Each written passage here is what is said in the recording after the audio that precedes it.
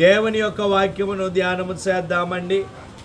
మత్తయి సువార్త ప్రియులారా 26వ అధ్యాయం అండి. మత్తయి సువార్త 26వ అధ్యాయము 33వ వచనము నుండి చదువుకుందాం. అందుకు పేతురు, నీ విషయమై అందరూ అభ్యంతరపడినను నేను ఎప్పుడునూ అభ్యంతరపడనని ఆయనతో చెప్పగా, యేసు అతన్ని చూచి, ఈ రాత్రి కోడి కూయక మునుపు నీవు నన్ను ఎరుగనని ముమ్మారు చెప్పెదవని నీతో నిశ్చయముగా చెప్పుచున్నానను. చాలండి. ప్రభువు తన పరిశుద్ధమైన లేఖన భాగమును ఆయన మహిమార్థమై మన వినికిడిలో ఫలింపచేయును గాక. ఆమేన్. ప్రభువునందు ప్రియమైన దేవుని విశ్వాసులారా, యేసుక్రీస్తు ప్రభువుల వారు ఆయన తన 12 మంది శిష్యులతో కూడా మేడగదిలో ఆయన ఉన్నారు. తన శిష్యులకు చెప్పి మేడగదిలో ఆయన పస్కా విందును, ఆయన పస్కా పండుగను వారు ఏర్పాటు చేసుకుని ఆ మేడగదిలో పస్కా విందులో వారు ఏకీభవించినటువంటి వారుగా వారు ఉన్నారు. వారు మేడగదిలో ఉన్నటువంటి సందర్భములో అది గురువారం రాత్రి, రేపటి దినమున ఆయన మానవులకి అప్పగించబడతారు, సిలువ వేయబడతారు అనగా ఆ రాత్రి ఆయన ఆ మేడగదిలో తన శిష్యులతో ఆయన విందులో ఆయన ఉన్నారు. ఆ రాత్రి కాల సమయమందు విందులో ఉన్నటువంటి ఆయన తన శిష్యులైనటువంటి వారికి కొన్ని ఆదరణ కలిగించే మాటలు ఆయన వారికి తెలియజేయచ్చు ఉన్నటువంటి వారై ఉన్నారు. పిల్లలారా, ఇంక కొంతకాలమే నేను మీ మధ్య ఉంటాను. నేను మరలా నా తండ్రి దగ్గరికి నేను వెళ్ళబోతూ ఉన్నాను. కనుక మీరు జాగ్రత్తగా ఉండండి. మీ కత్తులు మీరు సిద్ధము చేసుకొనండి.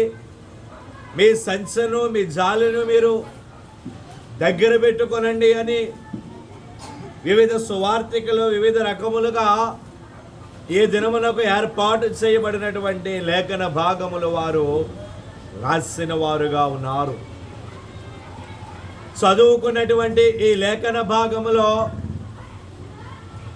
ప్రభువు మాట్లాడుతున్నటువంటి మాట ఏమిటి అంటే, ఈ రాత్రి మీరందరూ నా విషయమై మీరు అభ్యంతరపడుదురు, గొర్రెల కాపరిని కొట్టుదురు, మందలోని గొర్రెలన్నీ చెదిరిపోవును అని ఆయన అంటూ ఉన్నారు. గొర్రెల కాపరి అనగా ఎవరు? యేసుక్రీస్తు ప్రభువుల వారే. ఆయనే ప్రధాన కాపరి, ఆయనే నిజమైనటువంటి కాపరి. ఆయన అంటూ ఉన్నారు, కాపరిని కొట్టుదురు, మందలోని గొర్రెలన్నీ చెదరిపోవును అని ఆయన అంటూ ఉన్నటువంటి వారై ఉన్నారు.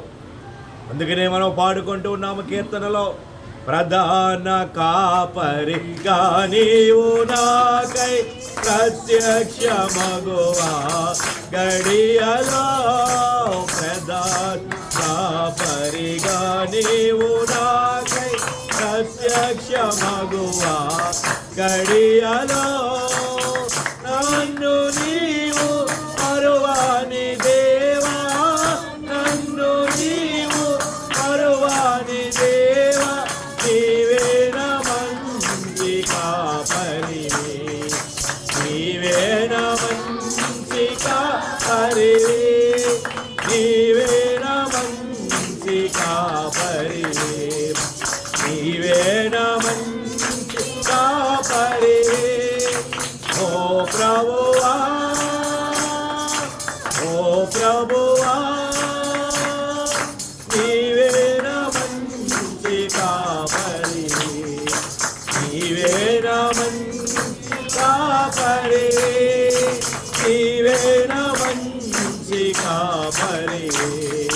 నీవే నా మంచి కాపరి. దేవునికి స్తోత్ర. కనుక ఆయన ప్రధాన కాపరిగా ఆయన ఉన్నారు. అటువంటి ఆయన తన శిష్యులతో మాట్లాడుతూ ఉండగా ఈలోగా ఆయన 12 మంది శిష్యులలో ఒకడైనటువంటి పేతురు లేచాడు. ఆయన లేచి అంటాడు, బోధకుడా, నీ విషయమై ఎందరూ అభ్యంతరపడినను, ఇదిగో ప్రభువా, ఇక్కడ ఉన్న 11 మంది ఉన్నారు, చూచారు. ఆ 11 మంది నీ విషయమై వారు అభ్యంతరపడినా నేను ఎన్నడూ నీ విషయములో అభ్యంతరపడనయ్యా. నీ విషయములో నేను నీతో పాటు ప్రాణం అర్పింపవలసి వచ్చినను నీతో నేను ప్రాణము అర్పిస్తాను, కానీ నేను ఎన్నడూ నీ విషయమై అభ్యంతర పడను అని ప్రభువుతో అంటే, ప్రభు అంటారు పేతురుని చూసి, అవునా పేతురు, మంచిదే, కానీ ఈ రాత్రి కోడి కూయక మునుపో నీవు నన్ను ఎరుగునని ముమ్మారు నీవు పలికెదవు అని పేతురుని చూసి ఆయన అంటూ ఉన్నారు. పేతురు ఈ 12 మంది శిష్యులలో వయస్సులో కానీ, జ్ఞానములో కానీ, అనుభవములో కానీ ఆయన అగ్రగణ్యుడిగా ఉన్నాడు. పేతురు, అటువంటి పేతురు విషయములో ప్రభు ఎన్నో పర్యాయములో పేతురును చూసి ఆయన మెచ్చుకున్నారు. పేతురు, నీవు బండ, నీ మీద సంఘాన్ని కడతాను అన్నారు దేవుడు. నీవు ఆశీర్వదించబడతావు అన్నారు పేతురుని చూసి. ఆ పేతురికి దేవుడు ప్రారంభములో ఏం చేస్తారు? ఆయనకే కదా 2 దోడల నుండి ఆశీర్వాదములు దేవుడిచ్చారు. అటువంటి ఎంతగానో మెచ్చుకున్నటువంటి పేతురుని చూసి కడవరుసరిలో దేవుడేమంటూ ఉన్నారు అంటే, నీవు నన్ను ఎరుగునని ముమ్మారు నీవు పలికెదవు అని ఆయన అంటూ ఉన్నారు. దేవుని యొక్క విశ్వాసములో అగ్రగణ్యుడిగా ఉన్నటువంటి పేతురు ఆయన పట్టబడతారు అనబడే విషయానికి వచ్చేసరికి పేతురు పడిపోయి పతనమైపోయినటువంటి వాడై ఉన్నాడు. ఎక్కడో ఆయనను దేవుడు పేతురుని తీసుకుని వెళ్ళి అగ్రస్థానములో ఉంచాలనుకున్నారు. ఆయన మీద సంఘాన్ని కట్టాలనుకున్నారు. ఆయనను ఒక ప్రధాన కాపరిగా ప్రభువు ఉంచాలనుకున్నారు. కానీ పేతురు ప్రభువుని చూసి ఆయన నేను ఎరుగునని అతడు చెప్పే స్థితికి అతడు పడిపోయినటువంటి వాడై ఉన్నాడు, పతనమైపోయినటువంటి వాడై ఉన్నాడు. ఈనాడు దేవుని బిడ్డలైనటువంటి వారు కూడా అనేక మంది ప్రారంభ దశలో దేవుడిలో వారు చాలా బాగుగా ఉంటూ ఉన్నారు, చాలా చక్కగా వారు దేవుడిలో ఉంటూ ఉన్నారు. కానీ వారు కష్టాలలోకి నష్టాలలోకి వచ్చేసరికి విశ్వాసములో ఇంకా వారు బలముగా ఉండవలసినది పోయి వారి యొక్క విశ్వాసములో వారు పతనమైపోతూ ఉన్నటువంటి వారై ఉన్నారు.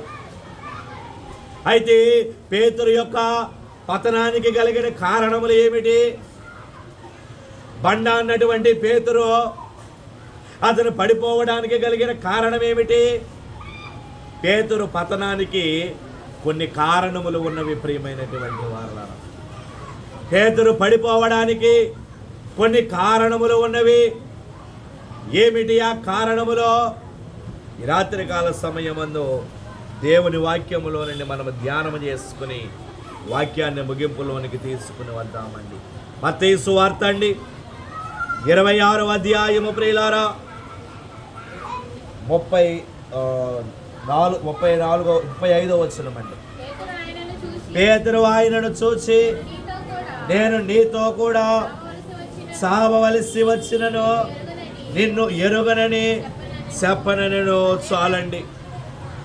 చదువుబడిన లేఖన భాగములో ఎప్పుడైతే ప్రభువు పేతురును చూసి పేతురు నీవు నన్ను ఎరుగునని ముమ్మారు నువ్వు పలుకుతావంటే ప్రభువుని చూసి పేతురు అంటాడు, అయ్యా బోధకుడా, అదేమిటయ్యా అంత మాట అంటూ ఉన్నావు?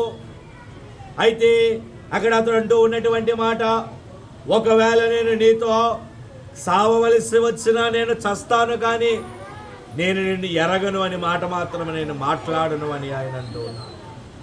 అనగా అక్కడ దాని యొక్క భావము ఏమిటి అంటే, ఆత్మీయముగా మనము దానిని ధ్యానము చేసినట్లయితే పేతురు పడిపోవడానికి గల, పేతురు పతనమవటానికి గల మొట్టమొదటి కారణం ఏమిటి అంటే, పేతురు తన గురించి తాను గొప్పలు చెప్పుకునేవాడు. ప్రియమైనటువంటి వాళ్ళు, పేతురు గొప్పలు చెప్పుకునేవాడండి. తన గురించి తానే గొప్పలు చెప్పుకునేవాడు. ఈనాడు అనేక మంది అలాగే డాంబికమైనటువంటి మాటలు వారు మాట్లాడుతూ ఉంటారు. సారము లేనటువంటి మాటలు, క్రియలు లేనటువంటి మాటలు అనేక మంది అలాగుననే వారు మాట్లాడుతూ ఉంటారు. పేతురు కూడా అలాగుననే చేస్తాడు.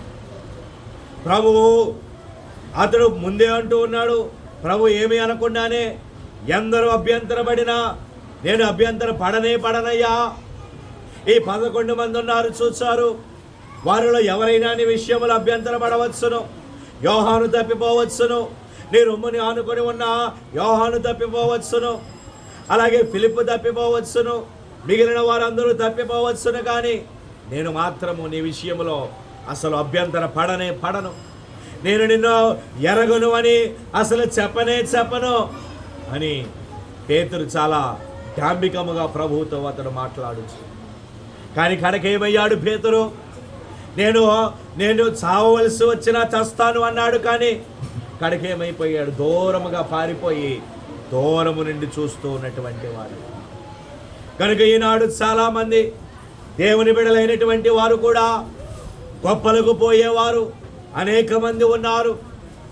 వారి ఉన్నటువంటి స్థితిని వారు గుర్తెరగకుండా గొప్పలకు పోయి ఇతరులకు వారి గురించి గొప్పలు చెప్పుకొని వారే కష్టాలు కొని తెచ్చుకునేవారు ఈ దినాలలో అనేక మంది ఉన్నారు. ప్రియమైనటువంటి వాళ్ళ సమూయేలు మొదటి గ్రంథం అండి, 17వ అధ్యాయము. ప్రియులారా,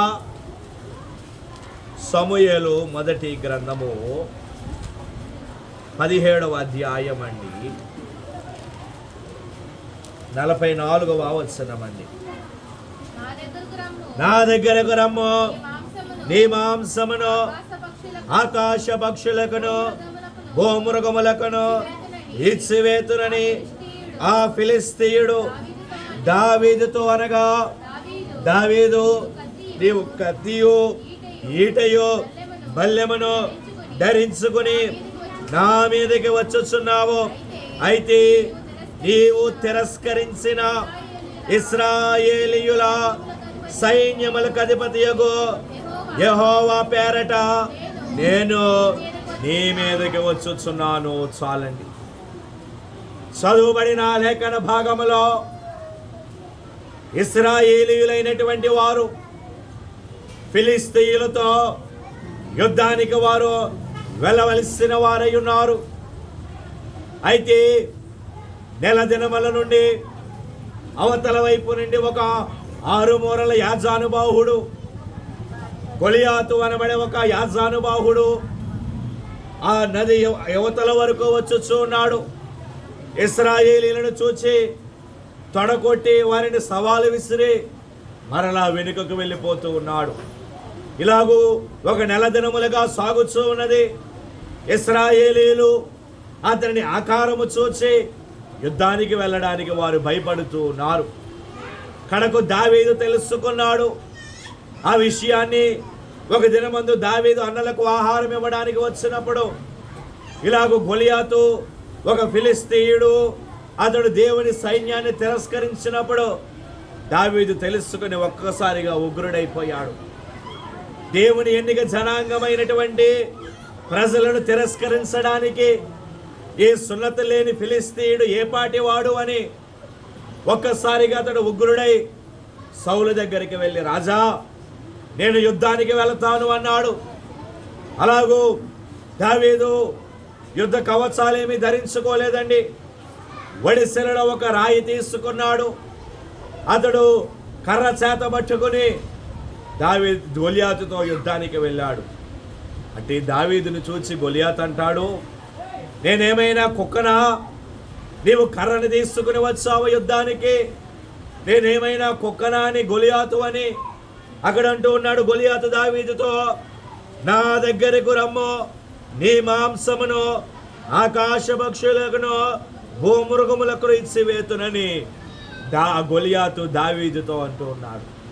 అనగా డాంబికమైన మాటలు గొలియాతు దావీదుతో మాట్లాడుతూ ఉన్నాడు. క్రియలు లేని మాటలు. అతడు తన ఆకారమును చూసుకుని, తనలో ఉన్న బలాన్ని చూసుకునే అతడు గొప్ప మాటలు అతడు మాట్లాడుతూ ఉన్నాడు. అటువంటి సందర్భంలో దావీదు ఏం చేస్తాడు? నీవు నీ బలాన్ని చూసుకుని నీవు మాట్లాడవచ్చును, నీవు నీ దగ్గర ఉన్నటువంటి యుద్ధ వస్త్రాలు, సైనిక వస్త్రాలు చూసుకుని నీవు మాట్లాడవచ్చును. కానీ నీవు తిరస్కరించిన దేవుడు ఎవరైతే ఉన్నారో, ఇశ్రాయేలీల దేవుడైన యెహోవా ఎవరైతే ఉన్నారో, ఆయన నామమున నీ మీదకి నేను వచ్చుచున్నాను అని అతడు ఒడిశలలో ఉన్న రాయితో గొలియాతు నుదుటి మీద కొట్టాడు. నుదుటి మీద కొట్టగానే గొలియాతు బోరల పడ్డాడు. దావీదు వెళ్ళి గొలియాతు కత్తితోనే గొలియాతు తలను ఛేదించిన వాడై ఉన్నాడు. దేవునికి స్తోత్రం. ఎవరైతే డాంబికపు మాటలు మాట్లాడాడో, ఏ గొలియాతు అయితే దావీదు దగ్గర క్రియలు లేని మాటలు, గొప్ప మాటలు అతడు మాట్లాడాడో, కనుక ఏమయ్యాడు? దేవుని దగ్గరకు వచ్చేసరికి అతడు కూలిపోయినటువంటి వాడు. కనుక పేతురు కూడా అలాగే తనలో తాను గొప్ప మాటలు అతడు మాట్లాడుకుంటూ ఉన్నాడు. తనలో తాను గొప్పలు అతడు చెప్పుకుంటూ ఉన్నాడు. కనుక మనము ఎల్లప్పుడూ కూడా దేవుని సన్నిధిలో తగ్గింపు కలిగి మనము ఉండవలసిన వారముగా, వినయుల వలె విధేయుల వలె ఆయన సన్నిధిలో మనము ఉండాలి. ఎల్లప్పుడూ ఆయనకు మనము విధేయులమై ఉండాలి. అబ్రహాం అంటాడే, అయ్యా దుమ్ముని ధూళిని అయిన నేను నా ప్రభువుతో మాటలాడ తెగించుచున్నాను అని. ఎంత తగ్గింపు కలిగి ఉన్నాడు అబ్రహాము దేవుని దగ్గర. ప్రభువే స్వయముగా అబ్రహాము నా స్నేహితుడు అని ప్రభు అన్నప్పటికీ కూడా అబ్రహాం ఏమంటూ ఉన్నాడు? నా ప్రభువు దగ్గర నేను ఏ పాటి వాడను, దుమ్ముని ధూళిని అని తనను తాను తగ్గించుకుంటున్నాడు. ఈనాడు మనకు ఎంతైనా ఉండవచ్చును, ఎంత డబ్బులైనా మనం సంపాదించవచ్చును, ఎంత ఆస్తిపరులమైనా మనం అయి ఉండవచ్చును. కానీ ఈనాడు మనకు అదంత ఇచ్చినది ఎవరు? ఆయనే కదా. కనుక ఆయన దగ్గర మనము ఎప్పటికప్పుడు వినయులమై విధేయులమై మనలను తగ్గింపు కలిగి ఉండాలి. కానీ పేతురు అలాగూ చేయలేదే. నేను శిష్యులలో అగ్రగణ్యుడను, నేను ఆయన 12 మంది శిష్యులలో గొప్పవాడను అని తనకు తాను ఎగిరిపడ్డాడు. కడకేమయ్యాడు? పతనమైపోయాడు పేతురు. ఇక రెండవ కారణము చూసినట్లయితే, పేతురు పడిపోవడానికి కలిగిన రెండవ కారణము 26వ అధ్యాయము మత్తయి సువార్త అండి. 26వ అధ్యాయము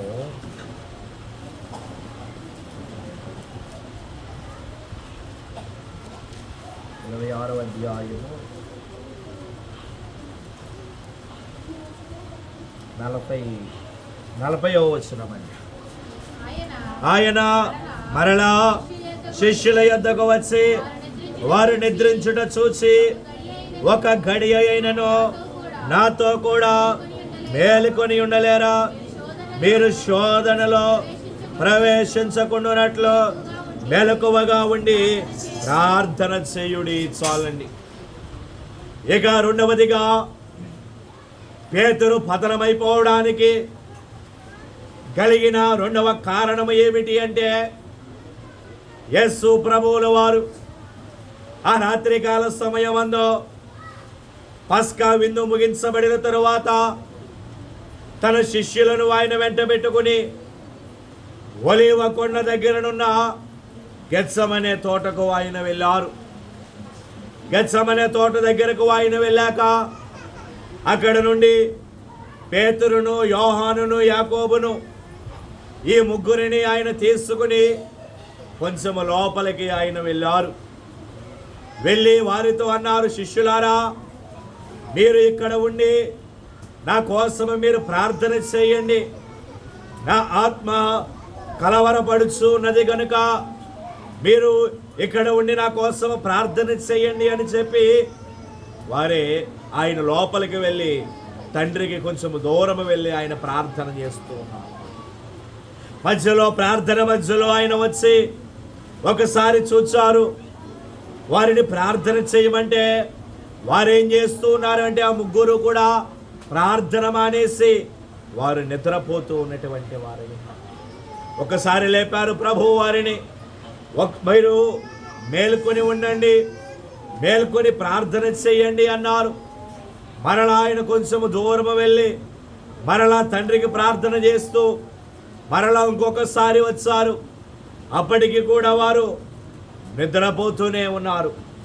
ప్రభు అన్నారు వారితో, మీరు శోధనలో ప్రవేశించకుండానట్లు మెలకువగా ఉండి ప్రార్థన చెయ్యండి అయ్యా, ఆత్మసిద్ధమే కానీ శరీరము బలహీనముగా ఉన్నది అని ఆయన అన్నారు. అలాగే వెళ్ళి మూడవ పర్యాయము మరలా వెళ్ళి ఆయన ప్రార్థన చేసుకుని మరలా మూడవసారి వచ్చేసరికి కూడా వారు నిద్రపోతూనే ఉన్నారు. కనుక నేనంటాను, ఈ 3 పర్యాయములు ప్రభువు వారి దగ్గరకు వచ్చి వారిని లేపడము, మరలా వారు నిద్రపోవటము కనుక పేతురు పతనమవడానికి కలిగిన రెండవ కారణము ఏమిటి అంటే పేతురు ప్రార్థనలో అజాగ్రత్తగా ఉన్నటువంటి వాడై ఉన్నాడు. దేవునికి స్తోత్రం. పేతురు ప్రార్థనలో అజాగ్రత్తగా ఉన్నాడు. జాగ్రత్త అనబడేది లేదు ఆయనకి ప్రార్థనలో. ప్రభువు మోకరించి ప్రార్థన చేయమంటే పేతురు ప్రార్థన చేయకుండా కూర్చుని నిద్రపోతూ ఉన్నటువంటి వాడై, కనుకనే ప్రార్థనలో బలము లేదు కనుకనే పేతురు పతనమైపోయాడు. ప్రభు ఎవరో నాకు తెలియదు అని చెప్పగలిగే స్థితికి పేతురు పడిపోయాడు అంటే దానికి కారణము అతడు ప్రార్థనలో అజాగ్రత్తగా ఉన్నటువంటి వాడై ఉన్నాడు.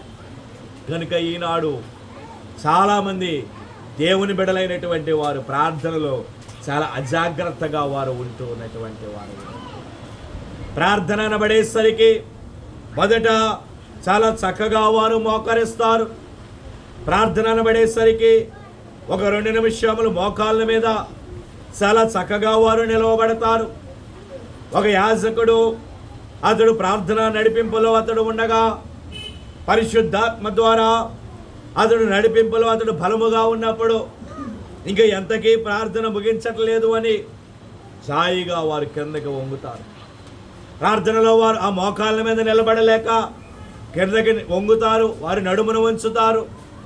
మరలా ఇంకా ఆ పాదిరి గారు బలముగా పరిశుద్ధాత్మతో ఆయన ప్రార్థన నడిపించు ఉండేసరికి ఇంకా ఇది ప్రార్థన అయ్యేలాగా లేదు అని ఆ కిందకు వంచిన వారు ఎప్పుడైతే కిందకు వంచారో సాతాను వచ్చి కూర్చుంటాడు కనుక మన నడుము మీద సాతానుడు వచ్చి కూర్చుంటాడు. అతడు వచ్చి కూర్చోగానే వారు ఇంకా ఎంతకే ప్రార్థన అవ్వటలేదు అని అలాగ వారి నిద్రలోకి వారు జారుకుంటారు. ప్రార్థన అయిపోగానే దర్శనాలు చెప్పమంటే వారు వచ్చి ప్రార్థనలో మాకు తేళ్లు కనపడ్డాయి, పాములు కనపడ్డాయి అని వారు వచ్చి దర్శనాలు చెబుతూ ఉన్నారు కొంతమంది. అయితే అది వారికి వచ్చిన దర్శనము కాదు కానీ నిద్రలో వారికి వచ్చినటువంటి కళ. ప్రార్థనలో వచ్చిన దర్శనము కాదు అది. వారు మోకరించలేక వారు కింద పడుకున్నప్పుడు వారికి నిద్రలో వచ్చినటువంటి కళలు వారు తీసుకుని వచ్చి దర్శనములుగా వారు చెబుతున్నారు. ఈనాడు అనేక చోట్ల ఇలాగే ఉన్నది పరిస్థితి. ప్రార్థన అనగానే మోకరించలేకపోతూ ఉన్నారు, ప్రార్థన అనగానే మోకాళ్ళు ఉండలేకపోతూ ఉన్నారు. వారు యాజకులు మనకు ఒక మంచి సలహా కూడా వారిస్తారు, మోకరించలేకపోతే లేచి నిలవబడి ప్రార్థన చేయండి. అది కూడా ఈనాడు అనేక మంది చేయలేకపోతూ ఉన్నారు, మోకరించలేక ప్రార్థనలో అజాగ్రత్తగా వారు. ఇంకొంతమంది మోకరిస్తారు కానీ వారు అసలు కళ్ళే మూసుకోరు ప్రార్థనలో. ఎదుటి వారు ఏం చేస్తున్నారు, పక్కవారు ఏం చేస్తున్నారు, వారు ఏ స్తుతులు చెప్తున్నారు, వీరు ఏ స్తుతులు చెప్తున్నారని చూడడం తప్పితే ప్రార్థనలో కళ్ళు మూసుకోరు, ప్రార్థనలో ఏకీభవించరు. నడిపింపు ఎక్కడిది వారి కార్యాలు ఎక్కడ నెరవేరుతాయి, వారు పెట్టుకున్న అంశములు దేవుడు ఎలాగూ నెరవేరుస్తారు. కనుక ప్రార్థనలో అజాగ్రత్త అనబడేది ఉండరాదు. ప్రియమైనటువంటి వాళ్ళరా, చాలా జాగ్రత్త కలిగి ఉండాలి ప్రార్థనలో. ప్రార్థనలో ఏమాత్రం అజాగ్రత్తగా ఉన్నా సాతానుడు ఎవరిని ఎప్పుడు తన వశములోనికి లాక్కుందామా అని వాడు చూస్తూ ఉంటాడు. ఒక గ్రామంలో 2 మందిరములు ఉన్నవి ప్రియమైనటువంటి వారారా. ఒక గ్రామంలో 2 మందిరాలు ఉన్నవండి. ఒకటి బాగా నిర్మాణం చేయబడినటువంటి మందిరం, కట్టడములతో నిర్మాణం చేయబడినటువంటి ఒక మందిరములో చక్కగా కుర్చీలు ఉన్నాయి, బల్లలు ఉన్నాయి, వారు కూర్చోవడానికి. ఒక 500 మంది సభ్యులు ఆ మందిరములో వారు ఉంటారు. అలాగే ఇంకొక మందిరము ఉన్నది, తాటి ఆకులతో వేయబడినటువంటి మందిరము. కేవలము 2 సభ్యులు ఆ మందిరములో, ఒక భర్త ఒక భార్య, వారు 20 ఆ మందిరములో ఉంటారు. అయితే ఈ 500 మంది సభ్యులు ఉన్నారు చూచారు. ఆ 500 సభ్యుల మందిరము దగ్గర కేవలము ఒక్కడే సాతానుడు ఉన్నాడంటండి. ఒక్కడే సాతానుడు వెనకాల ఎక్కడో చివరి బెంచీలో అతడు కూర్చుని ఉన్నాడు. కానీ ఈ 2 ఉన్నారు చూచారు. తాటి ఆకుల మందిరంలో భార్య భర్త 2 ఉన్న దగ్గర గుంపులుగా సాతానులు ఉన్నటువంటి వారై ఉన్నారు. ఒక సాతానుడు వచ్చి పక్కవాడిని అడుగుతాడు, మీకేమైనా అసలు బుర్రుందా? అక్కడ 500 మంది దగ్గరేమో ఒకడిని నీవు ఉంచావా? ఇక్కడ 2 ఉన్నారు, 2 దగ్గర 500 మంది, కొన్ని 100 మంది ఉన్నారు, ఎందుకని అడిగితే అప్పుడు అవతల వాడు అంటాడు, అక్కడ 500 మంది ఉన్నారు, 500 మంది ఉన్నా వారిలో ఆ 500 మందిలో ఎవరు ప్రార్థన సరిగ్గా చేయరు, ఎవరు వాక్యాన్ని వినరు, వారి దగ్గర ఒకడుంటే సరిపోతుంది. కానీ వీళ్ళిద్దరు ఉన్నారు చూసావు, ఈ 2 ఎప్పుడు అసలు మోకాళ్ళ దగ్గర, ఎప్పుడు అసలు ప్రార్థన మానరు, దేవుని దగ్గర వారు ప్రార్థించడం మానరు. కనుక ఇక్కడ ఇన్ని 100 మంది ఉన్నాము అనే ఆ అవతల వానితో ఈ సాతానుడు చెబుతూ ఉన్నటువంటి వాడు. కనుక మందిరంలో ఎంతమంది ఉన్నారన్నది ముఖ్యము కాదు, ప్రార్థన చేయగలిగిన వారు, ప్రార్థనలో జాగ్రత్తగా ఉన్నవారు ఎంతమంది ఉన్నారు అనబడేది ముఖ్యము ప్రియమైనటువంటి వారు. చిన్నపిల్లలంటే వారికి తెలియదు, ఇంకా వారికి అవగాహన లేదు, కనుక వారు అలాగూ కళ్ళు తెరిచి ఉండవచ్చు. కానీ ఎదిగిన వారు కూడా, వయసు వచ్చిన వారు కూడా ప్రార్థనలో కళ్ళు తెరిచి యువతల వారితో మాట్లాడుకుంటూ ఉంటే పేతురుకు జరిగిన పతనమే మనకు కలుగుతుంది ప్రియమైనటువంటి వారు. కనుక ప్రార్థనలో జాగ్రత్త కలిగి ఉండాలి. 3వదిగా చూసినట్లయితే యోహాను సువార్త అండి, 18వ అధ్యాయము. యోహాను సువార్త 18వ అధ్యాయము 10వ వచనం అండి. సీమోను పేతురునొద్ద కత్తి ఉండినందున అతడు దానిని దూసి ప్రధాన యాజకుని దాసుని కొట్టి అతని కుడి చెవి తెగ నరికెను. చాలండి. ఇక 3వదిగా పేతురు పతనం అవ్వడానికి అతనిలో ఉన్నటువంటి 3వ కారణం ఏమిటి అంటే, యేసు ప్రభువుల వారిని గెత్సెమనే తోటలో రాత్రికాల సమయమందు ఆయనను బంధించడానికి ప్రధాన యాజకులు, శాస్త్రులు, పరిసయ్యులు, అలాగే సైనికులైనటువంటి వారు కత్తులతోనూ గుదియలతోనూ ఆ రాత్రికాల సమయమందు ఆయనను బంధించడానికి వారు వచ్చారు. అయితే 30 వెండి నాణాలకు అమ్ముడు పడిపోయాడు చూచారు ఇస్కరియోతు యోధా. అతడు వారితో పాటు వచ్చాడు. వారు అన్నారు యోధాతో, మేము ఎలాగయ్యా ఆయనను గుర్తుపట్టేది? ఆయనను మేము ఎలాగూ గుర్తుపట్టాలి అంటే, అప్పుడు యోధా అంటాడు, నేను వెళ్ళి ఎవరినైతే ముద్దు పెట్టుకుంటానో అతడి ఆయనే బోధకుడు గనుక మీరు వెళ్ళి ఆయనను పట్టుకొనండి అని ఇస్కరియోతు యోధా ప్రభువు దగ్గరికి వెళ్ళి, చాలా చక్కగా ప్రభు దగ్గరికి వెళ్ళి, బోధకుడా నీకు శుభము అని చెప్పి ఆయనను ముద్దు పెట్టుకున్నాడు. ఎప్పుడైతే ఆయనను ముద్దు పెట్టుకున్నాడో వెంటనే సైనికులు వచ్చి ఆయనకు సంకెళ్ళు వేసి ఆయనను బంధించినటువంటి వారై ఉన్నారు. పేతురు చెప్పుకున్నాము, అతడు అగ్రగణ్యుడు, శిష్యులలో కొంచెము దుందుడుకు స్వభావము కలిగిన వాడు పేతురు. ఎప్పుడైతే ఆయనను అలాగు బంధించాడో మెల్కీసెదెకు అనబడే ప్రధాన యాజకునికి ఒక దాసుడు ఉన్నాడు. అప్పుడు వెంటనే పేతురు దగ్గర కత్తి ఉన్నది.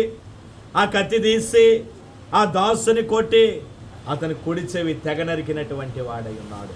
అప్పుడు ప్రభు అంటారు, పేతురు నీ కత్తి నీ వరలో ఉంచు, దానికి ఇంకా సమయం ఉన్నది కనుక నీవు అంత తొందరపడవద్దు అని ప్రభు పేతురుతో మాట్లాడి ఆ దాసుని చెవిని మరలా ముట్టి ఆయన బాగు చేస్తున్న వారుగా ఉన్నారు.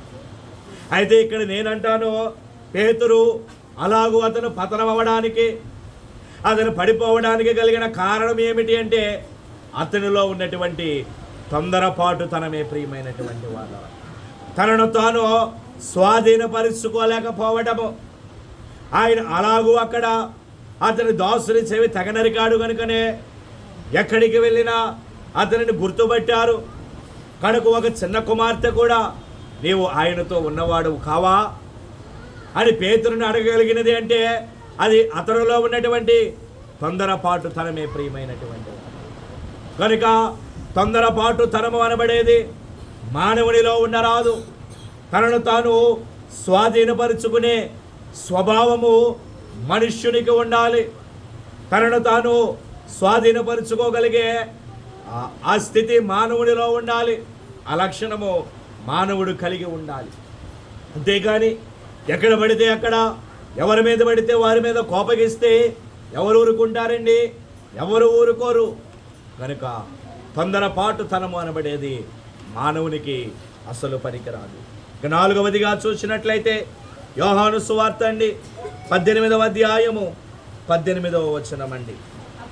అప్పుడు చలివేయుచున్నందున దాసులను బంట్రౌతులను మంట వేసి చలి కాచుకొనుచు నిలుచుండగా పేతురును వారితో నిలువబడి చలి కాచుకొనుచుండెను. ఇక 4వదిగా పేతురులో ఉన్నటువంటి అతడు పతనమైపోవడానికి కలిగిన 4వ కారణము ఏమిటి అంటే ఆ రాత్రికాల సమయం అందు బయట కొంతమంది బంట్రౌతులు దాసులు వారు చలి కాచుకుంటూ ఉన్నారు. ఎవరు వారు? దేవునిని పట్టుకున్నవారు కాదా? ఆయనను అప్పగించడానికి, పిలాతు దగ్గర అప్పగించడానికి వచ్చిన వారు కాదా? అటువంటి వారితో పేతురు నిలవబడి అక్కడ వారితో చలి కాచుకున్నాడు అంటే పేతురు పతనమవ్వడానికి కలిగిన 4వ కారణము చెడు సహవాసము. ప్రియమైనటువంటి వాళ్ళు, అతడు చెడు సహవాసమును అతడు కలిగి ఉన్నాడు. వారి ఆ బంట్రౌతులు, ఆ దాసులందరూ కూడా వారు ఆయనను అప్పగించడానికి వచ్చారు, ఆయనను బంధించిన వారు. కానీ పేతురు వారి దగ్గరికి వెళ్ళి వారితో నించుని అతడు చలి కాచుకుంటున్నాడు. కనుకనే పేతురు పతనమైపోయాడు. కనుక ఈనాడు దేవుని బిడలుగా ఉన్నటువంటి ఆయన బిడలారా, ఎవరైనా చెడు సహవాసములు కలిగి ఉంటే వాటిని విడిచిపెట్టండి. మంచి సహవాసమును మనము కలిగి ఉండాలి. దైవ సంబంధమైనటువంటి సహవాసమును మనము కలిగి ఉండవలసినటువంటి వారముగా ఉన్నాము. ఇక 5వదిగా చూసినట్లయితే అదే 18వ అధ్యాయము 25వ వచనమండి. సీమోను పేతురు నిలవబడి చలి కాచుకొనుచుండగా వారతనిని చూచి నీవును ఆయన శిష్యులలో ఒక్కడవు కావా అని చెప్పగా అతడు నేను కాను, నేను ఎరుగనను. చాలండి.